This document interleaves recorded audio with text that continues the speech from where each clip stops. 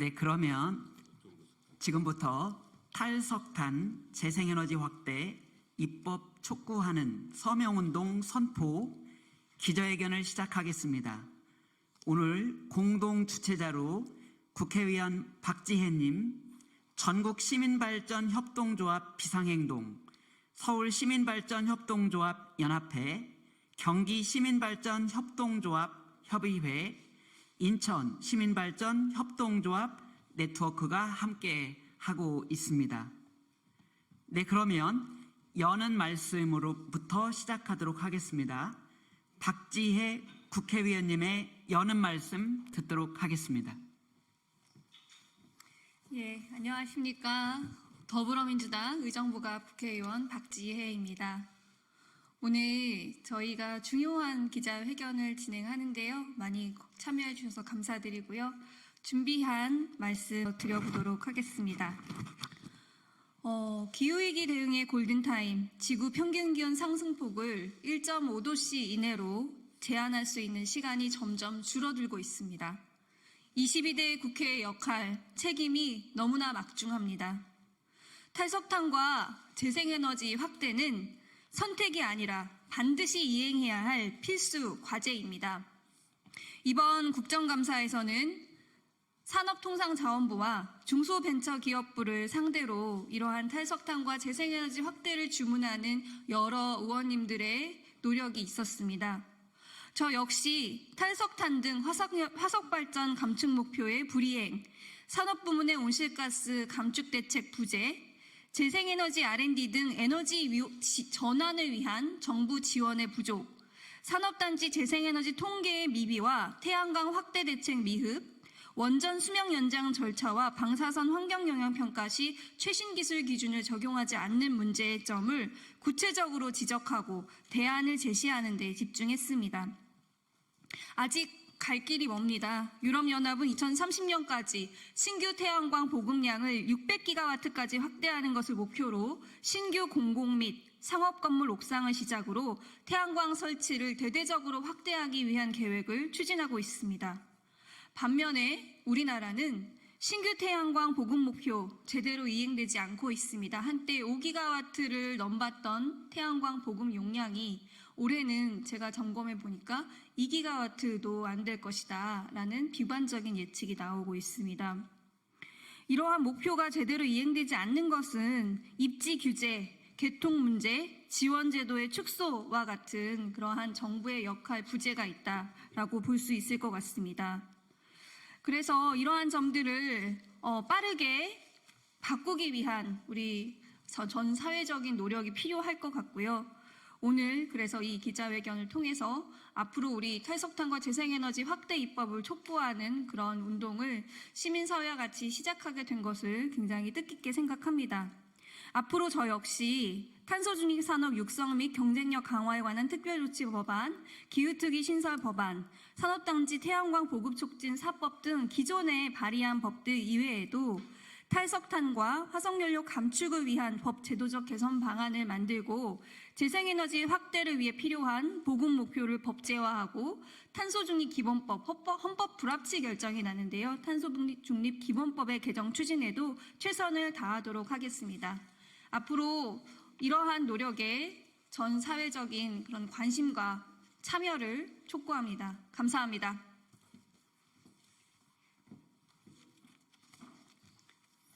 네, 다음은 시민발전 2종 협동조합 연합회의 이창수 회장님의 여는 말씀 듣겠습니다. 네, 시민발전 2종 협동조합 연합회 회장 이창수입니다. 우리 기업들이 지금 해외로 자꾸 나가려고 하고 있습니다. 아리백이 안 돼서겠죠. 또 재생에너지 보급이 안 되니 탄소 국경세도 부담이 될 테고요. 실질적으로 모든 부분들이 걱정하고 있습니다. 얼마 전에 6회 재생에너지 날 기념 행사를 국회에서 있었습니다. 그때 여야 의원님들 모두가 함께 하셨어요. 재생에너지 산업계도 마찬가지였습니다. 그때 이구동성으로 얘기한 게 이제는 앞뒤 고려하지 않고 재생에너지만큼은 모두가 합심해서 함께 발전시켜 나가자 이렇게 얘기를 했습니다. 그럼 그에 따른 후속 조치로 입법 부분들이 필요하고 정부 정책이 필요합니다. 지금 정책은 그동안엔 거꾸로 왔습니다. 이제는 다시 바로 되돌려서 정말 온 국민이 합심해서 재생에너지 보급에 열심히 노력하고 그것이 우리 경제에 실제 밑받침이 될 수 있도록 해나갔으면 좋겠습니다. 감사합니다. 네, 다음은 촉구 발언으로 세 분의 발언을 하도록 하겠는데요. 먼저 탈석탄법 제정하자라고 하는 제목으로 한살림 햇빛발전협동조합의 이명희 이사장님 발언이 있겠습니다.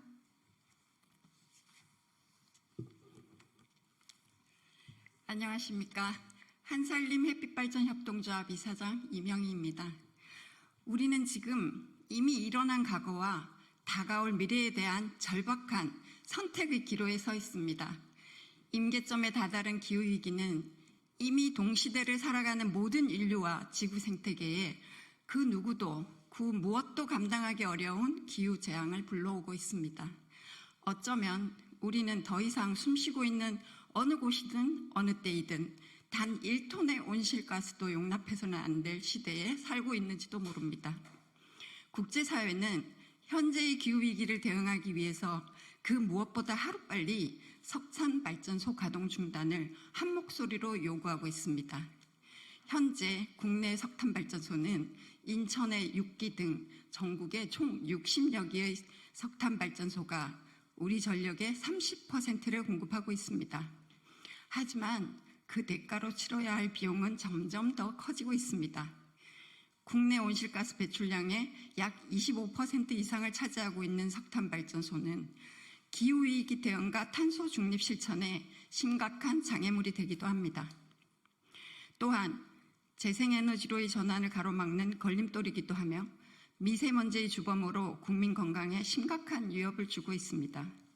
최근 대규모 석탄발전 원조국인 영국마저도 142년 만에 석탄발전 가동을 완전히 멈췄습니다.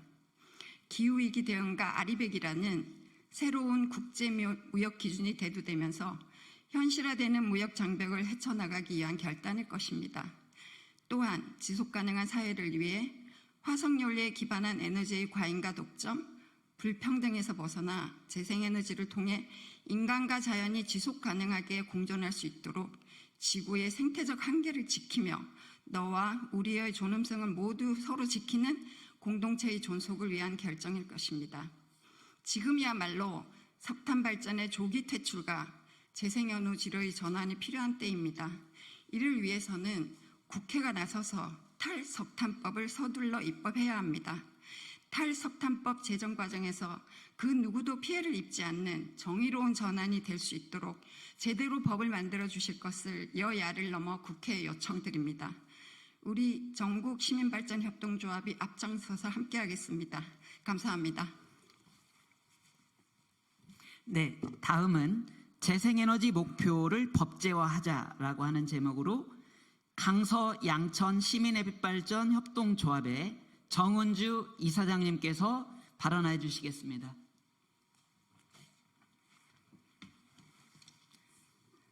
안녕하십니까. 강서양천 시민햇빛발전협동조합 이사장 정원주입니다. 시민 여러분, 오늘이 우리가 앞으로 살아갈 여름 중 가장 시원한 여름이다라는 웃지 못할 말이 회자되었던 여름이었습니다. 이것은 더 이상 화석 연료에 기반한 에너지 생산이 아니라 지속 가능한 발전을 위한 에너지 전환이 필요하다는 얘기가 기후학자들만의 경고가 아니라는 것을 혹독하게 느낀 여름이었습니다. 우리는 이상기후의 원인인 온실가스를 줄이기 위해 노력하자고 말하고 있습니다. 이것은 개인의 노력만으로 되지 않습니다. 강력한 무언가가 필요합니다.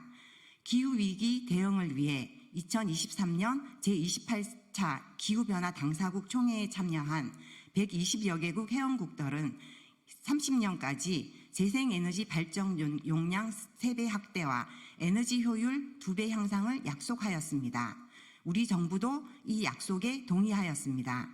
그리고 유럽연합은 재생에너지 목표 법안을 의회에서 2030년까지 기존 32%에서 42.5%로 목표를 높였고 45%까지 확대하도록 노력한다는 내용을 포함시켰습니다.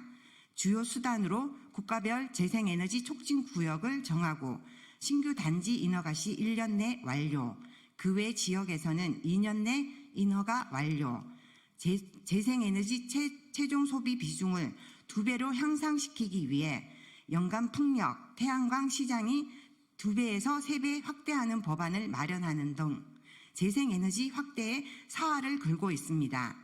하지만 우리나라는 재생에너지 발전량을 기존 30%에서 21.6%로 하향 조정했음에도 현실은 8%대에 머물고 있지 않습니다.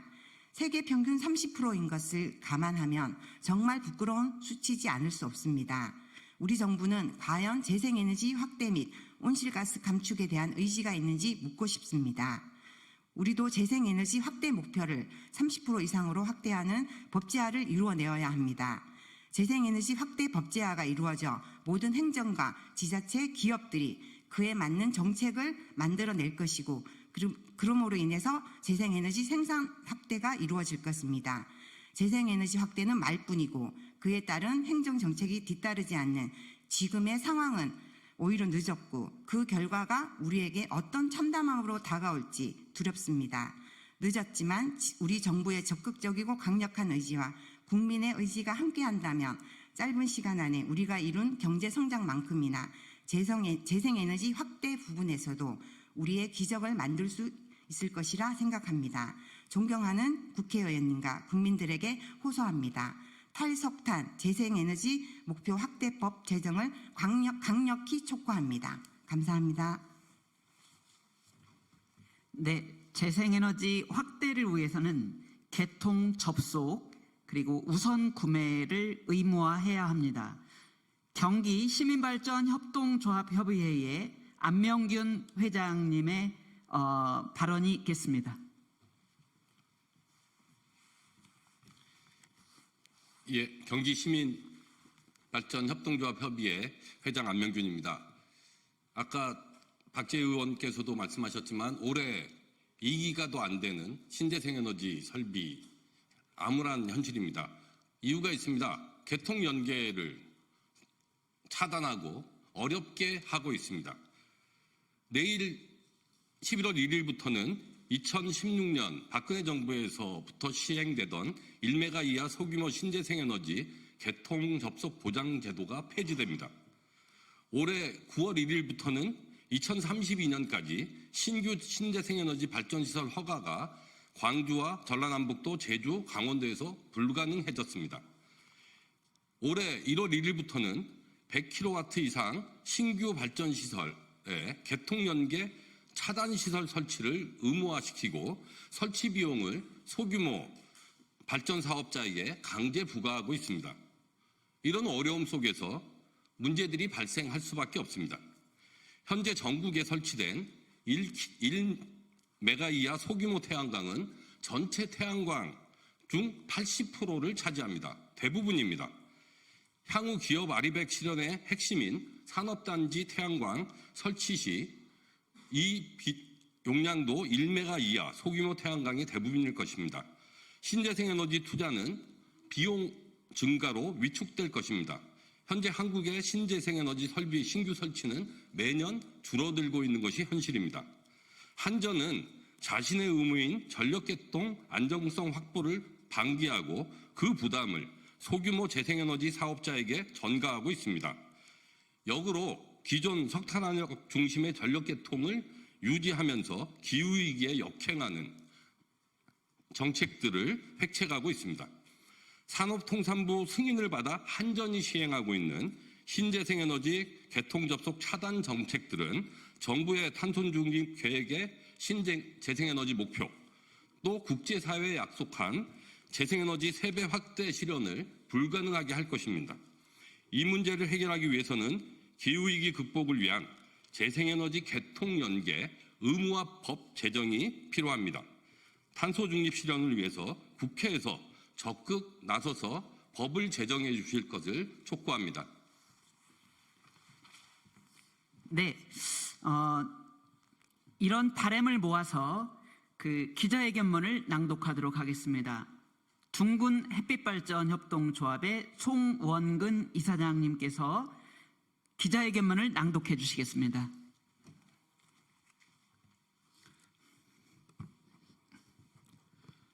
회견문을 낭독해드리겠습니다. 기후위기 대응과 탄소중립 실현을 위한 탈석탄 재생에너지 확대 입법 촉구 서명에 기후시민의 희망과 정성을 모아주십시오. 우리는 지금 이미 일어난 과거와 다가올 미래에 대한 절박한 선택의 기로에 서 있습니다. 임계점에 다다른 기후위기는 이미 동시대를 살아가는 어느 누구도 어느 곳에서도 감당하기 어려운 기후재난을 일으키고 있으며 시시각각 더 크고 더 강력하며 더 견디기 힘든 재앙을 예고하고 있습니다. 국제사회와 우리 정부는 기후위기를 대응하기 위해서 파리협정과 탄소중립 기본법을 통해 2030년까지 온실가스를 40% 이상 감축하기로 약속했습니다. 이를 지키기 위해서는 재생에너지 발전 용량을 3배 이상 늘리고 에너지 효율을 2배 이상 향상시키며 석탄 발전의 조기 퇴출 등의 과감한 전환이 필요합니다. 하지만 우리나라 재생에너지 발전량 비중은 2023년 기준 약 9%로 OECD 국가 중 최하위권이며 그 목표와 계획마저도 후퇴시키고 있습니다. 또한 가장 많은 온실가스를 배출하는 석탄 발전소의 가동 중단 시점도 정하지 못하고 있습니다. 탈석탄과 재생에너지 확대는 기후위기 대응과 탄소중립 지름길이며 알리백이라는 새로운 국제무역기준이 대두되는 현실에서 우리가 선택할 수 있는 최선의 대안입니다. 최근 대규모 석탄 발전 원조국인 영국마저도 142년 만에 가동을 멈췄습니다. 국민 누구나가 에너지 전환의 주체가 되도록 재생에너지 목표와 확대를 법제화해야 합니다. 시민주도와 참여로 성장한 재생에너지 생산과 이용을 막는 출력 제어 최소화 개통포화 해소 대책과 1메가와트 이하 소규모 신재생에너지 개통 접속 보장제의 종료 등의 찬물을 끼얹는 조치는 마땅히 철회되어야 합니다. 탈석탄 재생에너지 확대 입법 촉구 서명 참여로 당신의 용기와 응원을 보여주시길 희망합니다. 우리의 요구 1. 정부와 국회는 기후위기 대응과 탄소중립 실현을 위해 탈석탄법과 재생에너지 목표와 확대를 명시한 법을 즉각 제정하라. 2. 정부와 국회는 재생에너지 생산, 이용, 참여자의 확대를 위한 재생에너지 개통 접속 우선 구매 의무화법을 마련하고 출력 제어 최소화, 개통포화 해소 대책과 1메가와트 이하 소규모 신재생에너지 개통 접속 보장제의 종료 등의 부당한 조치를 즉각 철회하라. 3. 정부와 국회는 누구나 재생에너지를 생산, 이용할 수 있도록 시민 기본권을 보장하라. 2024년 10월 31일 전국 시민발전협동조합 비상행동, 서울시민발전협동조합 연합회, 경기 시민발전협동조합 협의회, 인천 시민발전협동조합 네트워크. 감사합니다. 네, 시간이 되어서 탈석탄 재생에너지 확대 입법 촉구 서명운동 선포 기자회견을 마치겠습니다. 감사합니다.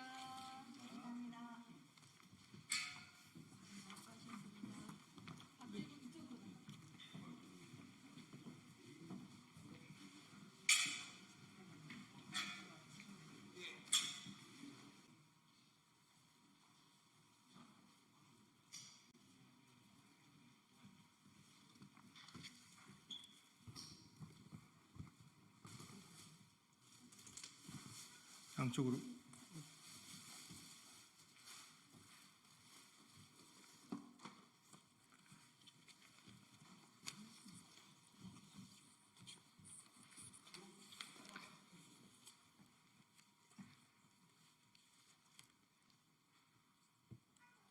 네, 안녕하세요. 지금부터 목퇴 행각 근절 대책 규제 법안 마련과 경남 지역 경영 정상화 촉구를 하는 기자회견을 진행하도록 하겠습니다.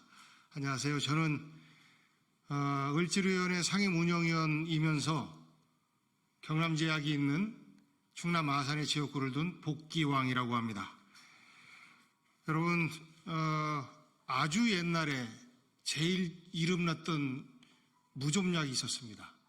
지금은 안 나오지만 PM이라고 하는 독해서 그런지 효과가 좋다고 그랬습니다. 그리고 나서 지금은 온 국민이 다 알고 있는 레모나, 여러분들 한 번씩은 다 드셔보셨을 겁니다. 그 레모나를 생산하고 있는 기업이 바로 충남 아산에 있는 경남제약입니다. 이 경남제약에서 말도 안 되는 자본이 회사를 사고 파는 이런 과정 속에서 회사가 점점 어려워지고 있습니다. 오늘 이 말씀을 드리기 위해서 함께 하신 분들 소개 올리겠습니다. 민주노총 세종충남본부 본부장 유희중 본부장 함께 하셨습니다. 반갑습니다. 하영석 금속노조 충남지부 수석부지부장님 참석하셨습니다. 유현주 경남제약 지회장님 참석하셨습니다. 남은주 경남제약 사무장님 참석하셨습니다. 앞전에 말씀드린 것처럼 경남제약은 레모나를 안 먹어본 국민이 없을 정도로 우리가 알고 있는 국민 기업이면서 동시에 저희 충남 아산 입장에서는 향토 기업입니다. 67년의 역사를 갖고 있습니다. 그런데 이 경남제약이 2003년 창업주 가족의 경영 분쟁에 이어서 창업주가 돌아가시고 난 이후에 2년에 한 번꼴로 기업에 의해서 먹고 먹히는, 그리고 기업의 그 자본들이 목퇴를 하는 행각이 반복되고 있습니다. 가장 최근에 경남제약을 인수한 휴마시스 역시 기업의 지속 가능한 성장이 아니라 목퇴를 노리는 것으로 보이는 행태를 노골적으로 이어가고 있습니다. 이제 이 목퇴의 악순환 고리를 끊어야 합니다.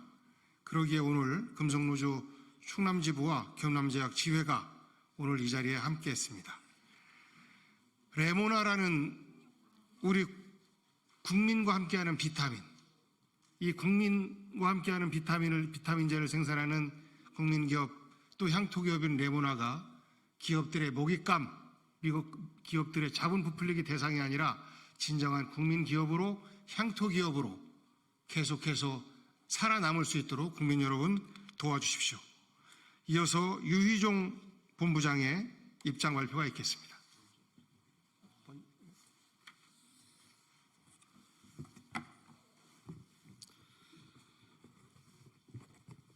예, 반갑습니다. 민주노총 세종충남본부장 유희종입니다. 기자회견문에도 나와 있지만은 경남제약은 충남 아산에 위치한 향토기업입니다. 앞서 북계왕 의원님 설명해드렸다시피 광고에도 굉장히 많이 나오는 네모나를 생산하는 회사입니다.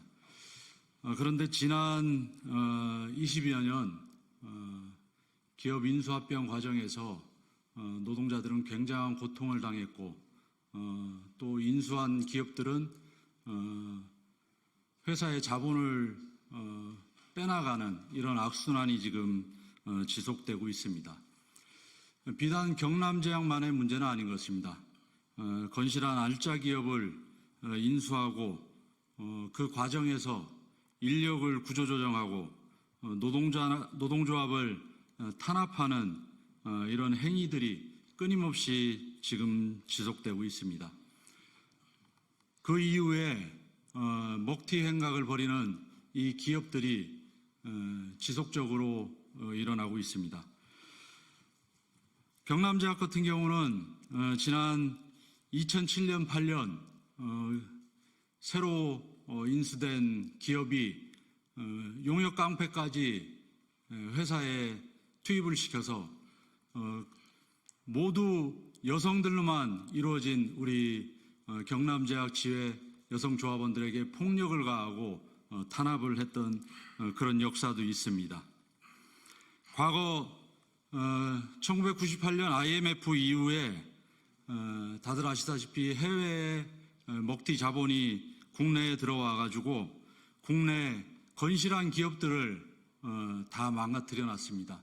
그런데 어느 순간부터 이제는 국내에 M&A를 사칭하는 기업 사냥꾼 기업들이 똑같은 행태들을 이어나가고 있습니다. 결국 기업 사냥꾼들은 건실한 기업을 인수해서 돈만 빼먹고 회사를 쭉쟁이로 남기는 이런 과정들을 반복하고 있습니다. 이 과정에서 노동자들은 또 어쩔 수 없이 실업자 신세로 전락하게 됩니다.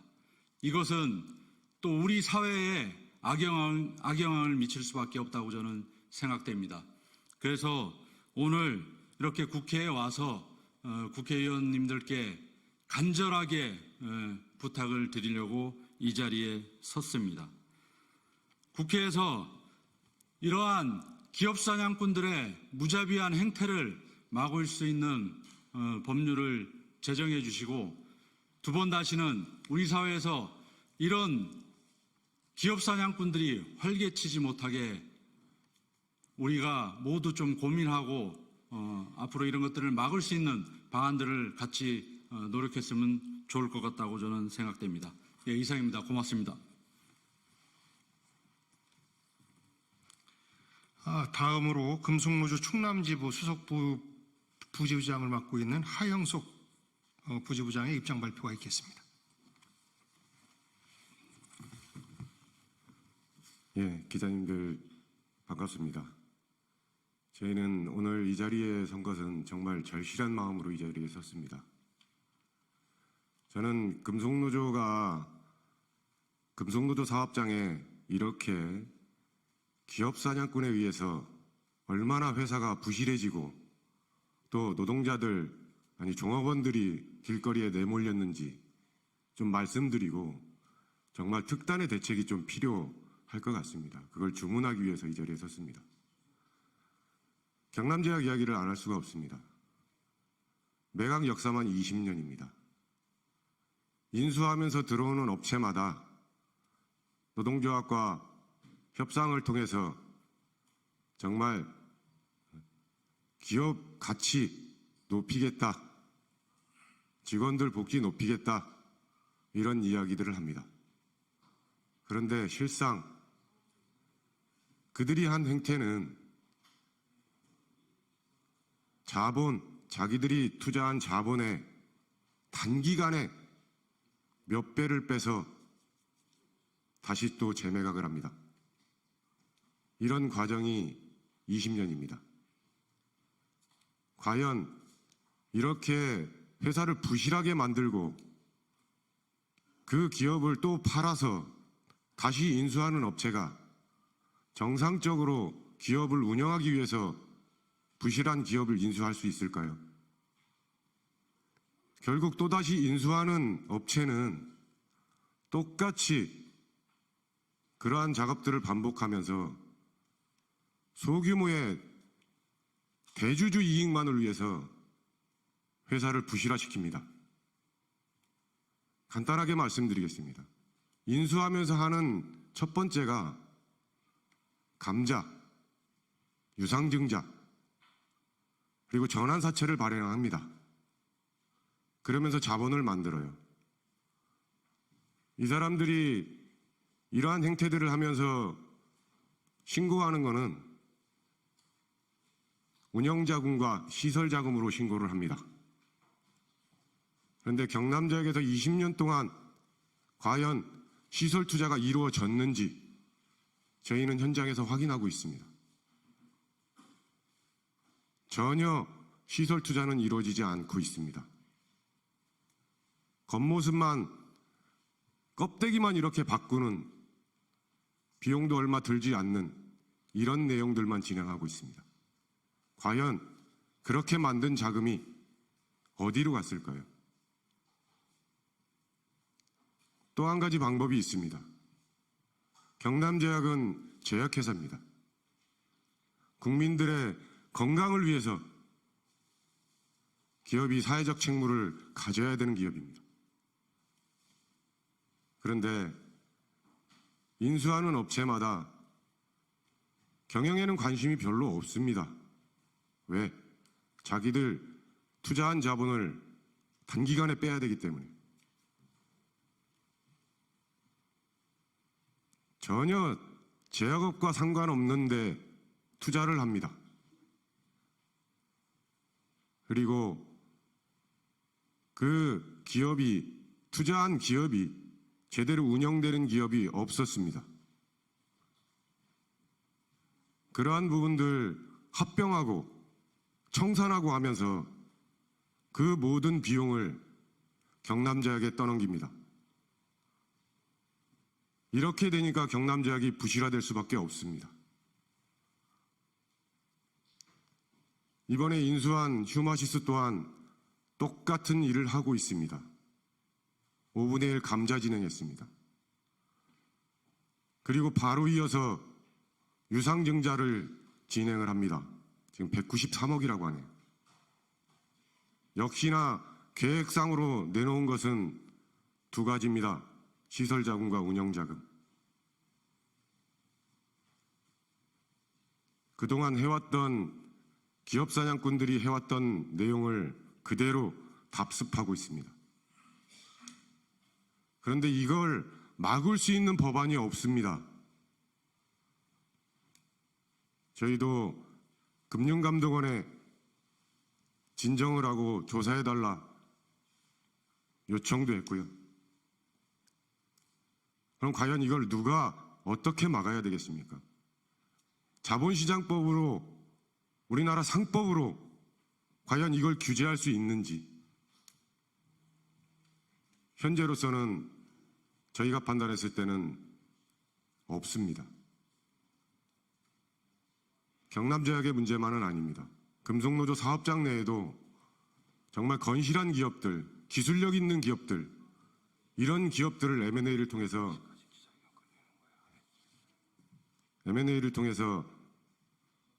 소수 자본의 이익만을 추구하고 있습니다. 그래서 경남제약지회가 이렇게 투쟁을 하면서 이 자리에 나섰습니다. 이제는 정말 이 문제가 심각하게 바라보고 있는 의원님들과 또 노동자들이 함께 규제 법안 반드시 만들어서 정말 기업이 사회적 책무를 다할 수 있는 그런 대한민국을 만들고 싶어서 이 자리에 섰습니다. 감사합니다.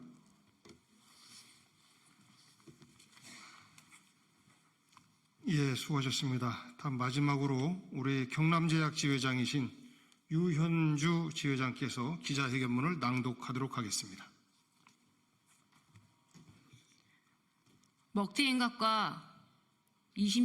매각과 먹튀행각의 20년의 역사, 경남제약 노동자들은 이제 끊고 싶습니다. 레모나 국민기업 경남제약이 망가지고 있습니다. 경남제약은 대한민국 국민 누구나 알고 있는 레모나로 유명합니다. 하지만 67년 향토기업 경남제약은 먹튀와 매각의 상처로 굴곡이 많은 기업입니다. 2003년부터 최대 주주가 8번이나 바뀌었지만 정상적인 경영을 하지 않았습니다. 되려 2년에서 3년에 한 번씩 인수자금이 2배 이상의 금액을 빼먹고 나갔습니다. 전형적인 먹튀행각에 회사는 망가질 대로 망가지고 부실기업으로 전락했습니다. TV 광고에서 보는 것과 달리 레모나, 경남제약 미래 전망은 항상 불투명합니다. 경남제약 전 직원들은 신속한 경영 정상화를 원합니다. 20년의 역사가 다시 반복되고 있습니다.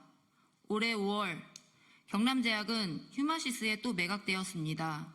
현재까지 휴마시스는 80%의 무상감자와 시설 설비 투자의 목적으로 193억 원의 유상증자를 발행하였으나 아직까지 경남제약 아산공장에 대한 실질적 투자 계획은 확인되지 않았습니다. 전형적인 기업 사냥꾼으로 의심할 수밖에 없습니다.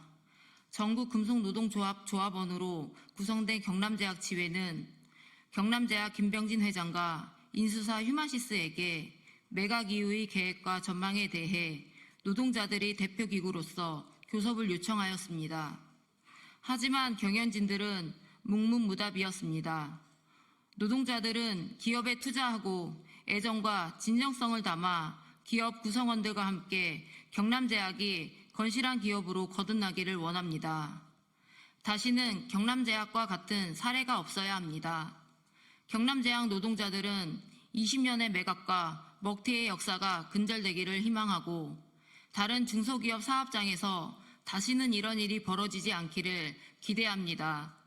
현재 우리나라에 먹튀 자본을 규제할 수 있는 관련법 조항은 자본시장법과 상법 어디에도 없음을 깨닫고 실망할 수밖에 없었습니다.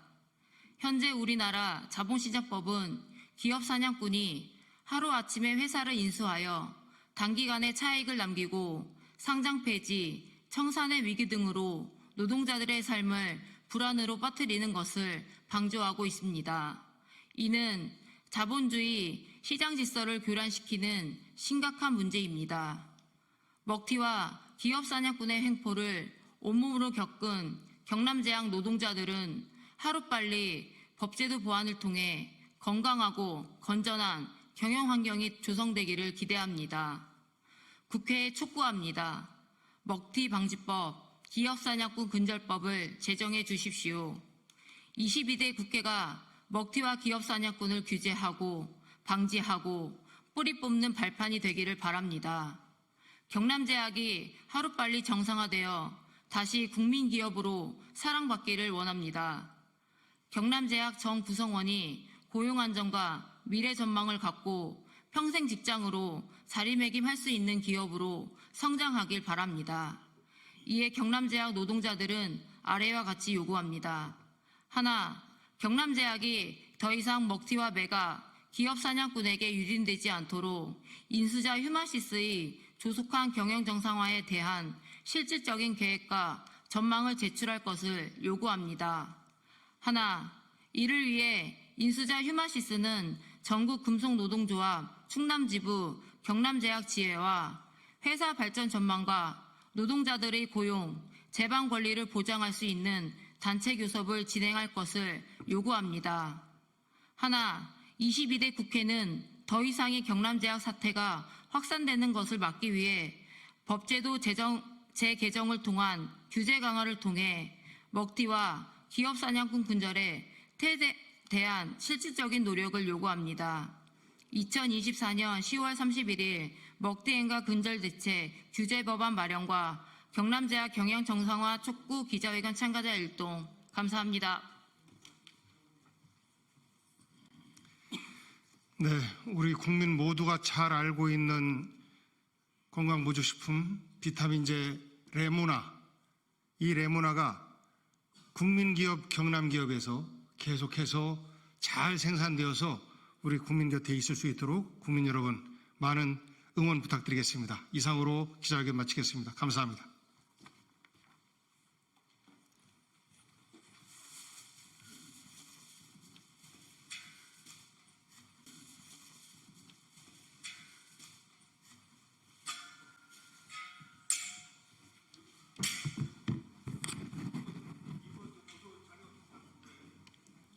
네.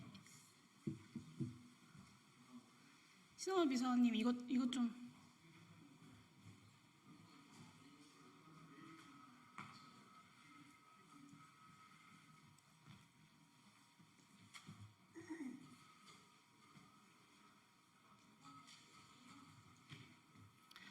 네, 오늘 오전 공개된 윤석열 대통령의 녹취 육성 관련돼서 간단히 브리핑하도록 하겠습니다. 기본소득당 대표 용혜인입니다. 윤석열 대통령의 공천 개입 육성과 김건희 여사의 국정 개입 정황을 담고 있는 녹취가 오늘 세상에 공개됐습니다. 분명한 선거법 위반이자 국정농단입니다. 윤석열 검사는 박근혜 대통령에게 징역 8년을 구형했었습니다. 대한민국 검찰의 국적이 바뀌지 않았다면 이번에도 동일할 것입니다. 공관위에서 나한테 들고 왔길래 내가 김영선이 경선 때도 열심히 뛰었으니까 그것은 김영선이 좀 해줘라 그랬는데 내 당해서 이 통화 이후로 김영선 의원은 공천을 받는 데에 성공합니다. 명 선생의 말대로 김건희 여사 뜻대로 윤석열 대통령이 직접 공천에 개입한 것입니다. 명 선생 처리 안 했느냐, 이렇게 아침에 전화 오게끔 하는 게 대통령으로서 자격이 있는 것이냐, 윤석열과 통화했으니 보안 유지하고 취임식 오셔라. 김건희 여사의 말이 맞습니다. 김건희 여사의 말이 맞습니다. 윤석열 대통령은 대통령으로서의 자격을 상실했습니다. 대통령실의 거짓말이 제 발등을 찍고 있습니다. 탄핵의 사유들이 차곡차곡 쌓여서 이제 넘칠 지경입니다. 윤석열 대통령에게 마지막으로 조언합니다. 탄핵된 두 번째 대통령이 되기 전에 스스로 대통령 자리에서 물러나십시오. 대통령의 자리는 법과 원칙을 입맛에 따라 휘둘러 왔던 당신이 있을 곳이 아닙니다. 선출되지 않은 권력이 국정을 농단했던 역사에 대해 겸허히 사과하고 박근혜 씨가 그러했듯 겸허하게 법의 심판대 앞에 서십시오. 김건희 여사와 손잡고 대한민국 정치에서 이제 사라지십시오. 그것이 이제 윤석열 대통령에게 남은 마지막 최선입니다. 윤석열 김건희 국정농단 특검이 반드시 필요합니다. 김건희든 명태균이든 선출되지 않은 권력이 헌정 질서를 짓밟고 있는 정국을 국회가 앞장서서 종지부를 찍어야 합니다. 한동훈 대표에게도 경고합니다. 윤석열 김건희 국정농단 특검에 협조하십시오. 그것만이 한동훈 대표가 윤석열 대통령과 함께 몰락하지 않고 국민께 보답할 수 있는 유일한 길입니다. 이것으로 브리핑 마치도록 하겠습니다. 네.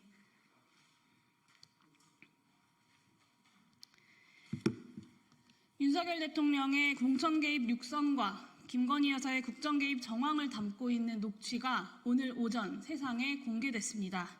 분명한 선거법 위반이자 국정농단입니다. 네, 감사합니다.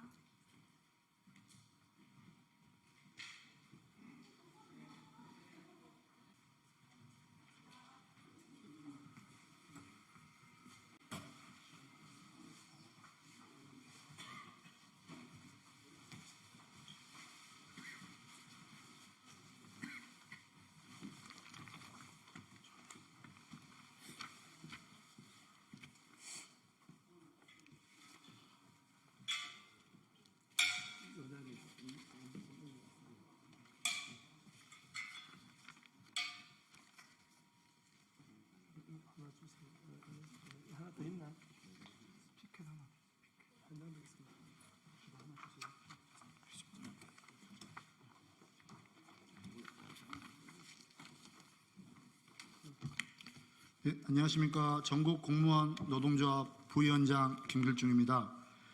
국가직 공무원 차별 철폐 기자회견 시작하겠습니다. 먼저 참석자 소개부터 해드리겠습니다. 진보당 윤종호 국회의원님, 전국 공무원 노동조합 김정수 부위원장, 김태성 사무처장, 중앙행정기관본부 이상국 본부장, 소방본부 권영각 본부장, 국회본부 김태균 본부장, 대학본부 양주용 본부장, 법원본부 복소연 사무처장입니다. 먼저 진보당 윤종호 의원의 연설이 있겠습니다. 네, 반갑습니다. 진보당 원내대표를 맡고 있는 울산 북구의 윤종호 의원입니다. 대한민국 공무원은 한강의 기적을 가능케 했고 한때 우리 젊은 청년들은 공무원이 되는 것이 희망인 때가 있었습니다. 하지만 지금은 공무원에 대한 기대도 낮아지고 열악한 근무 조건으로 인해 떠나는 공무원도 늘어나는 추세입니다. 5년차 미만의 저연차 공무원 퇴직자 비율이 전체 퇴직자의 23.7%에 이르고 있습니다. 2023년에만 13,566명의 5년 미만 저연차 공무원이 퇴직을 했습니다. 몇 년 전부터 저연차 공무원들 사이에 도는 말 중에 탈출이 신흥순이라고 이야기합니다. 똑똑한 사람이 먼저 탈출해서 다른 일을 찾는다는 자주 섞인 말까지 나오는 실정입니다. 이런 상황에서 국가직 공무원이 지방직 공무원보다 차별받고 있다는 것은 용인하기 힘듭니다. 국가직 공무원이 지방직 공무원보다 복지 포인트와 특급 매식비를 적게 받을 합리적 이유가 없습니다. 그렇다고 지방직 공무원이 충분히 대우받고 있다고 생각하지도 않습니다. 하지만 이유 없이 적게 받는 후생 복리, 불합리한 차별이며 국가직 공무원들의 사기를 떨어뜨리는 것입니다. 국가직 공무원의 복지 포인트와 특급 매식비를 지방직 공무원과 같은 수준으로 인상해야 합니다. 국가직 공무원들이 사명감을 가지고 국가와 국민을 위해 열심히 일할 수 있도록 우리 기획재정부와 또 윤석열 대통령께서는 차별 없는 공직 사회를 위해 적극적으로 나서주기를 촉구합니다. 감사합니다. 다음으로 김정수 부위원장의 여는 발언이 있겠습니다.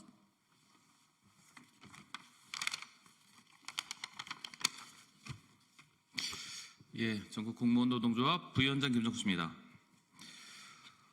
지금 공무원의 사회적, 경제적 지위는 계속해서 줄어들고 있습니다. 많은 청년 공무원들이 공직사회를 이탈하고 있습니다. 대한민국은 직업 공무원제를 채택하고 있고 그렇기에 겸직도 금지하고 공직생활에 전념하도록 하고 있는데 임금 수준과 복지 수준은 끝없이 추락하고 있습니다. 또 연금 또한 믿을 수 없어 공무원들이 거리로 내몰리고 있습니다. 그중 특히 국가직 공무원은 노동자의 차별 문제는 도를 넘었습니다. 국가직 공무원의 특급 매식비는 7,000원입니다. 이미 지방직 공무원은 8,000원으로 올라간 지가 6, 7년 정도 되었는데 올해 한 번 더 올라 9,000원까지 올랐습니다. 밥값 2,000원 차이인 것입니다. 국가직 공무원의 특급 매식비가 아직도 7,000원인 게 이해가 가십니까? 같은 공무원이 같이 야근을 하는 것인데 밥값 차이가 왜 난단 말입니까? 가뜩이나 공무원의 시간의 수당은 민간 수준의 3분의 1도 안 되고 있습니다. 거의 무료 봉사 수준인데 국가직 공무원은 거기에 밥값마저도 차별받고 있는 것입니다. 또한 복지 포인트 어떻습니까? 국가직 공무원 400점, 40만 원 정도 수준입니다. 그런데 지방직 공무원은 최소 1350점이고 1700점까지 두루 분포되어 있습니다. 국가직 공무원과 무려 3배에서 4배 차이가 나는데 일할 맛이 나겠습니까? 얼마 전 경사노위에서 공무원 근무시간 면제 제도가 날치기로 통과되었습니다. 결정된 사항은 민간 수준의 50%도 안 되는 참혹한 결과입니다. 그런데 국가직 공무원은 이마저도 지방직에 비해서 차별받았습니다. 시군 단위인 지방직에 비해 국가직은 전국 단위입니다. 근무시간 면제 제도를 대기업 노조처럼 그대로 적용하여 전국 단위인 국가직 공무원들을 하나로 통으로 묶어서 지방직 공무원들에 비해 근무시간, 조합원들에 비해 근무시간 면제를 거의 받지 못해 가뜩이나 차별받고 있는데 이것을 해소할 수 있는 노동조합 활동도 제대로 하지 못하게 하고 있는 실정입니다. 이게 대한민국이 공무원을 대하는 자세입니까? 공무원 중에서도 특히 국가직 공무원은 인사차별, 수당차별, 노조활동차별, 밥값차별, 각종 차별로 얼룩진 마당에 도대체 어떤 자세로 국민들을 위해 봉사하란 말입니까? 더 이상 물러날 수 없습니다. 전국 공무원 노동조합은 국가직 공무원들의 차별 해소를 위해 시봉한 조합원과 함께 끝까지 함께 투쟁할 것입니다. 감사합니다. 네, 이어서 김태균 국회본부장의 현장 발언이 있겠습니다.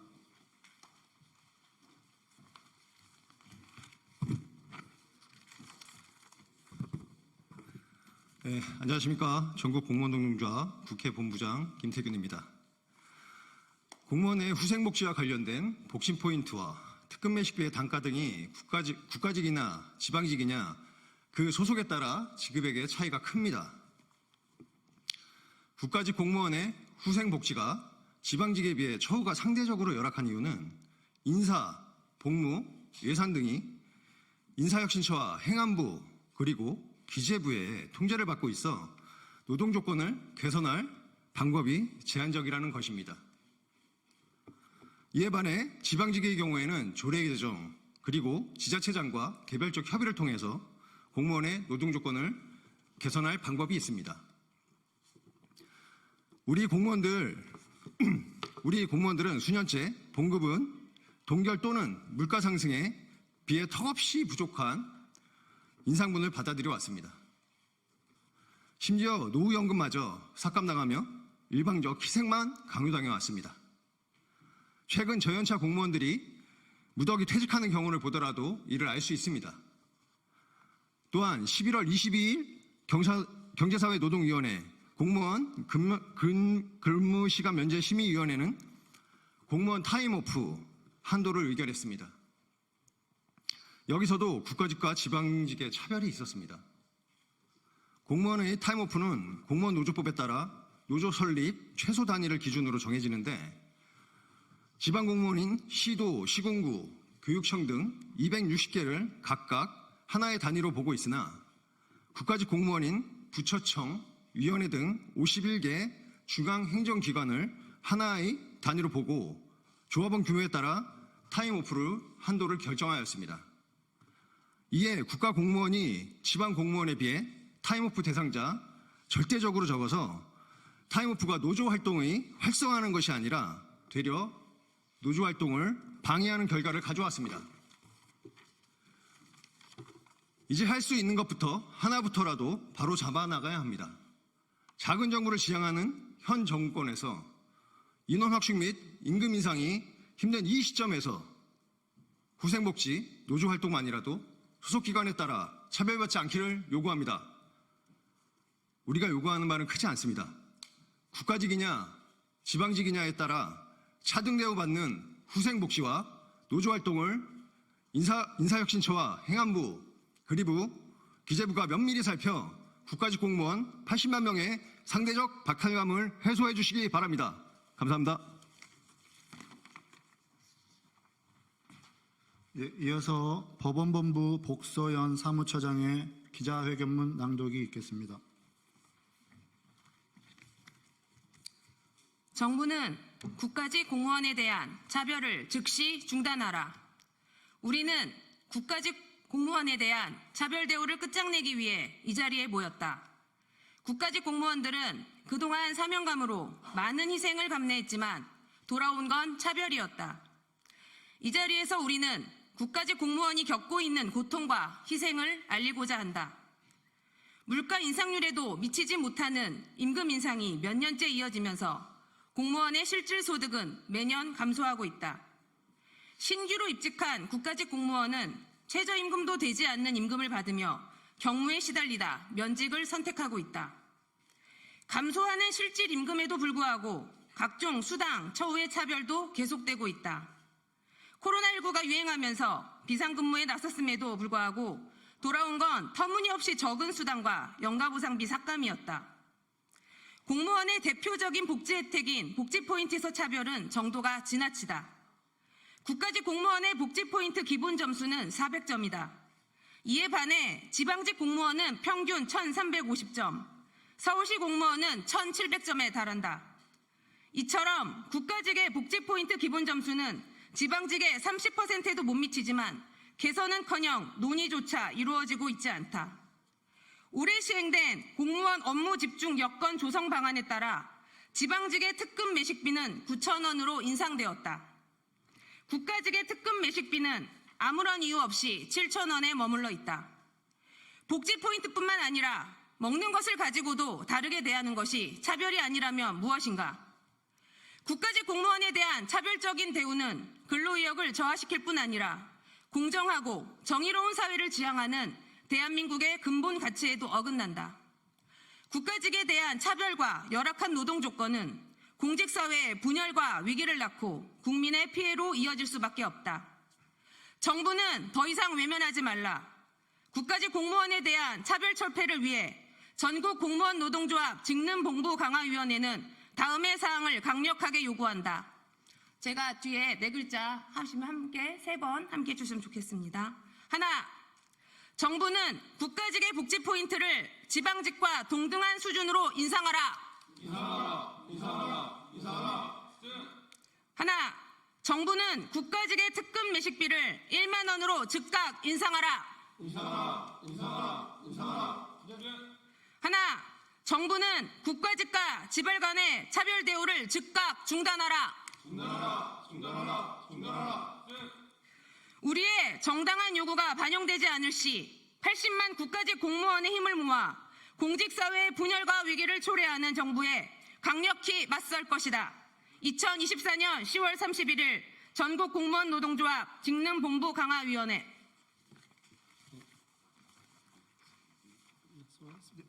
이상으로 기자회견을 마치겠습니다. 감사합니다.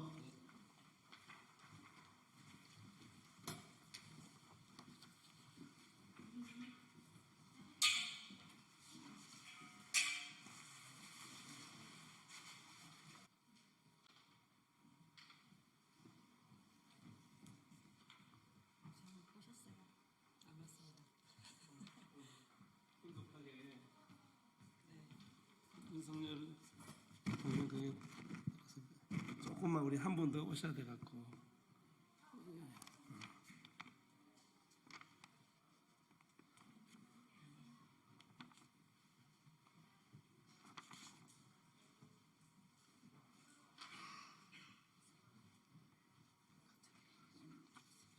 자, 예. 좀 더 붙으세요. 예, 반갑습니다. 진보당 원내대표를 맡고 있는 울산 북구의 윤종호 의원입니다. 윤석열 대통령의 명백한 탄핵 사유가 확인되었습니다. 2022년 보궐선거에서 윤석열 대통령이 직접 김영선 전 의원을 거명하며 공천할 것을 요구했다는 발언이 공개되었습니다. 이는 명백한 공직선거법 위반 행위이며 형사처벌 대상이며 명백한 탄핵 사유입니다. 박근혜 대통령은 당시 새누리당 공천에 관여해 공직선거법 위반이 탄핵 사유의 하나가 되었고 징 2년형이 선고되었습니다. 김건희 여사의 공천 개입 의혹으로 시작된 김건희, 명태균 국정농단 게이트는 창원산단 개발 개입으로 윤석열 대선 후보 불법 여론조사 사건으로 일파만파 번지고 있습니다. 윤석열 대통령도 김건희 여사도 명태균발 국정농단 사건에 책임이 있음이 분명하게 드러나고 있습니다. 근한이 없는 사람이 신분을 활용해 국가 권력을 휘두르는 최순실 박근혜 국정농단 게이트와 판박이입니다. 대한민국 정치가 또다시 선출되지 않은 권력에 의해 휘둘리는 사태를 자시할 수 없습니다. 윤석열 대통령 탄핵 추진은 되돌릴 수 없는 흐름이 되었습니다. 이미 국회에서는 윤석열 탄핵 국회의원 연대라는 이름으로 9월 11일 발족 기자회견을 시작으로 뜻있는 국회의원들이 함께하기 위해 애써왔고 많은 분들이 동참하고 계십니다. 윤석열 탄핵 국회의원 연대는 11월 공식적으로 출범을 앞두고 있습니다. 저희 국회의원들이 책임을 다하겠습니다. 윤석열 탄핵시키고 대한민국의 민주주의를 바로 세우겠습니다. 감사합니다.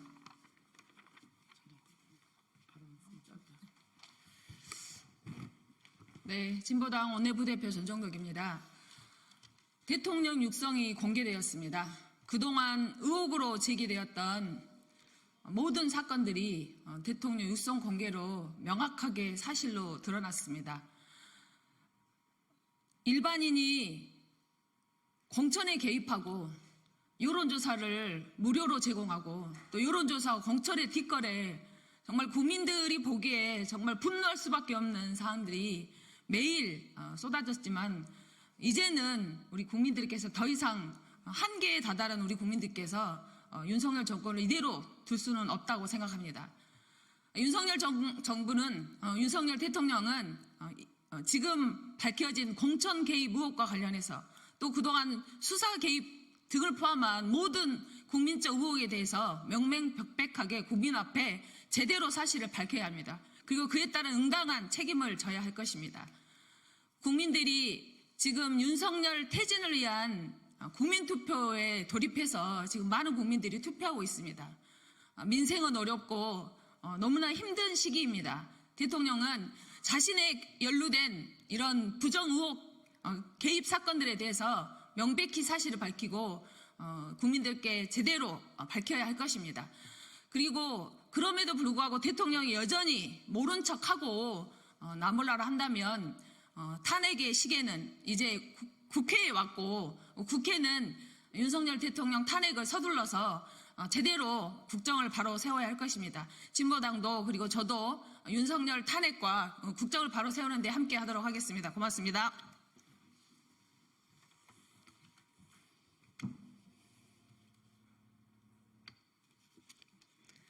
예, 진보당 원내대변인 정혜경입니다. 윤석열 대통령 불법 공천 개입 육성 공개, 국회는 탄핵으로 답해야 합니다. 오늘 윤석열 대통령이 공천에 개입했음을 보여주는, 그리고 그간 대통령실 해명이 거짓이었음을 증명하는 대통령 육성이 공개되었습니다. 명태균, 김건희, 윤석열 게이트이고 국정농단 헌정질서 파괴입니다. 그동안 무수한 의혹들에 거짓과 공작으로 답해온 윤석열 대통령. 이런 대통령이 아직도 자리를 보존해야 할 명분이 무엇이 남았습니까? 이제 국회는 탄핵으로 답해야 합니다. 증인, 증거, 정황만이 아니라 대통령의 육성까지 드러났습니다. 탄핵 요건을 갖추고도 남습니다. 박근혜, 최순실 국정농단보다 더하면 더하지 부족함이 없습니다. 망가진 정부와 고통스러운 국민은 이미 윤석열 대통령 심판의 불길을 지폈습니다. 국회는 마땅히 탄핵 절차에 돌입해야 합니다. 이상입니다.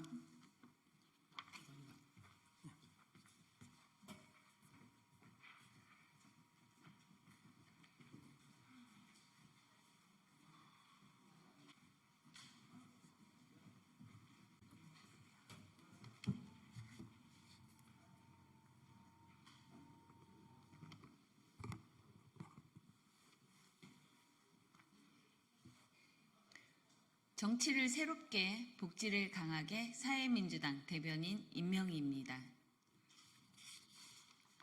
누구보다 억울하실 박근혜 씨부터 윤 대통령 탄핵에 나서십시오. 윤석열 대통령과 명태균 씨 녹취가 공개되었습니다. 김건희 씨 오빠는 대통령으로서 자격이 있는지 진심으로 되묻고 싶습니다. 한 나라의 대통령이 이 정도밖에 안 되는 수준을 듣자니 한심합니다. 전 국민이 박근혜 탄핵을 통해 대통령의 공천 개입은 헌법에 위배됨을 잘 알고 있습니다. 누구보다 억울하실 박근혜 씨부터 윤석열 대통령 탄핵에 나서십시오. 감사합니다.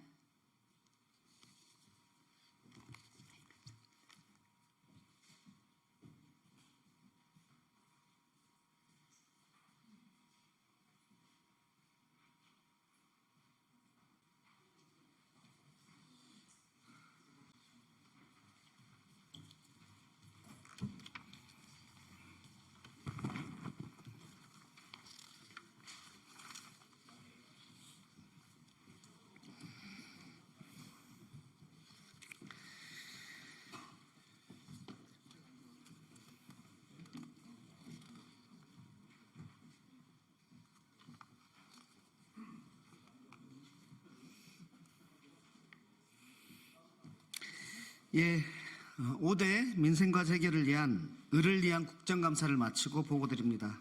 반갑습니다. 더불어민주당 을지로위원회 신임위원장 경기도 안양시 동안구합 국회의원 민병덕입니다. 을지로위원회 2024년 국정감사 보고 기자회견을 시작하겠습니다. 먼저 참석자 여러분을 소개시켜드리겠습니다.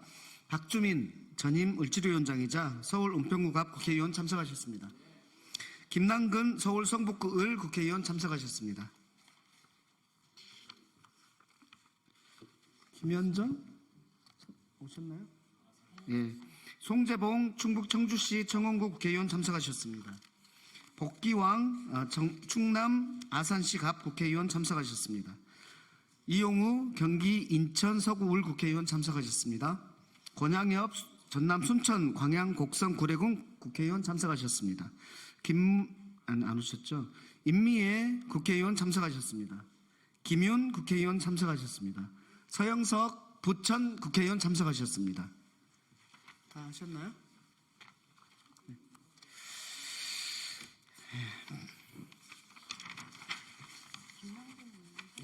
했어요. 네. 네, 이번 국정감사에서 정부 여당은 민생보다 대통령과 배우자 방탄에 몰두하면서 부자 감세와 경제정책 실패로 인한 세수 결선 문제를 개선하지 않고 있습니다. 이에 을지로위원회는 5대 민생과제인 온라인 플랫폼, 과로 기후질환사, 그리고 불공정 갑질, 전세 사기, 자영업 부채 문제 해결을 중심으로 민생을 최우선으로 삼아야 할 정치의 역할을 재확인하였습니다. 국민과 함께 현장의 문제를 해결하며 고통을 줄여나가는 것이 우리의 소명임을 명확히 하겠습니다.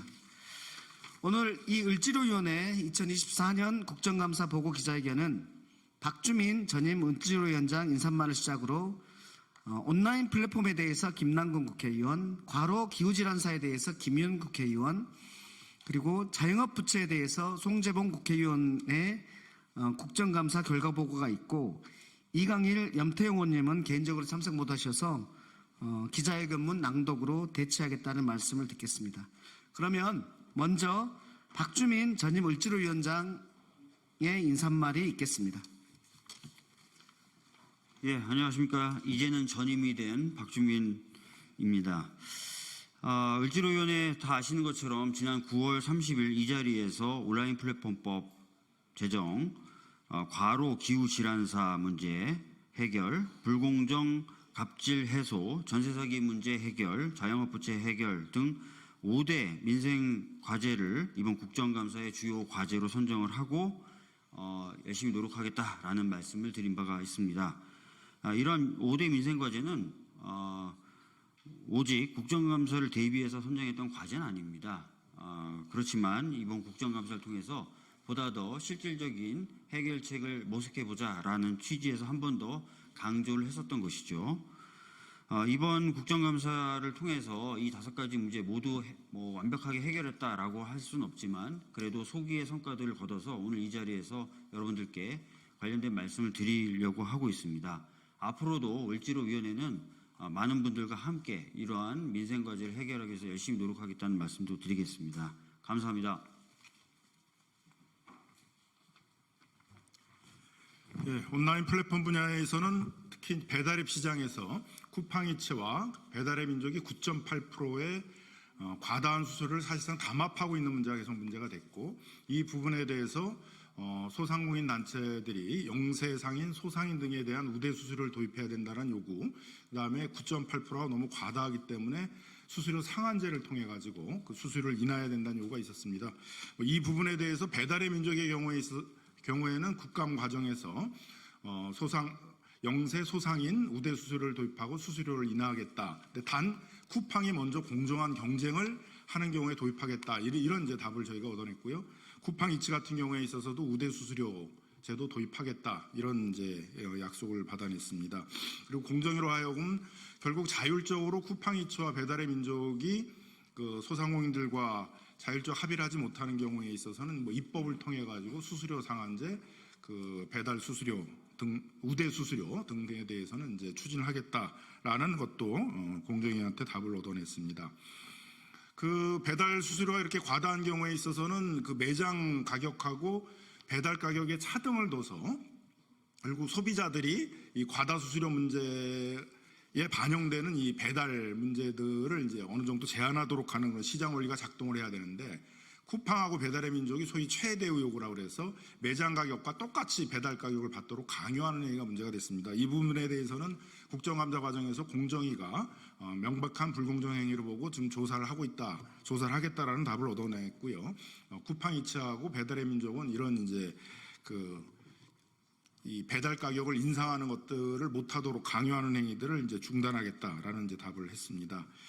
그다음에 TMF 사태에서 보듯이 이커머스 시장에서는 배송이 됐는데도 불구하고 제때 정산을 해주지 않고 2달 동안 정산을 미루면서 판매자들로 하여금은 선정산 대출을 받도록 하는 불공정행위 문제가 됐습니다.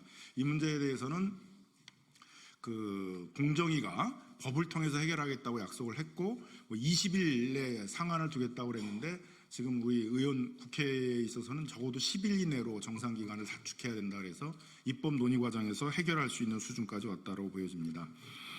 그다음 문제는 특히 쿠팡이츠의 경우에 있어서는 200개의 물품 중에서 단 한 개라도 배송을 지연하는 경우에는 그 배송 구역을 회수하는 클렌징이라는 이제 문제가 되고 있었습니다. 너무 과도한 배송 서비스 기준들을 정해가지고 쿠팡 기사들로 하여금 과로사를 유도하게 하는 그런 문제가 지적이 되었었는데 이 문제에 대해서도 쿠팡의 경우에 있어서는 이런 과도한 배송 서비스 기준들을 크게 완화하겠다라는 그런 답을 했고 10가지 약관 중에 6가지를 삭제하겠다는 그런 답을 얻어내게 되었습니다. 이와 같이 온라인 플랫폼과 관련해 가지고는 국감 과정에서 그 문제를 많이 일으켰던 쿠팡이나 배달의 민족이 좀 전향적으로 그런 배달앱 수수료 문제라든가 클렌징 문제라든가 정산 시기 문제들을 좀 바꾸겠다라는 그런 답을 얻어낸 측면도 있고 안이하게 계속 자율 규제만을 외치면서 입법적으로 이 문제를 해결하지 않으려고 했던 공정위로 하여금 문제를 이제 입법적으로 해결하겠다. 그다음에 공정위 조사를 계속 태만히 하고 있는 것들에 대해서 적극적인 행정 조사를 하겠다라는 답을 얻어낸 것들이 큰 성과였다고 생각합니다. 나머지는 이제 입법 과정에서 문제를 해결해야 되는데 정부에도 공정거래법과 그다음에 온라인 플랫폼 거래 공정화법은 아니지만 대규모 유통법을 통해서 이런 플랫폼에 있어서의 독과점 남용행위와 불공정 문제를 해결하겠다고 하고 있어서 입법 과정을 통해서 추가적으로 문제를 해결해 나가도록 하겠습니다.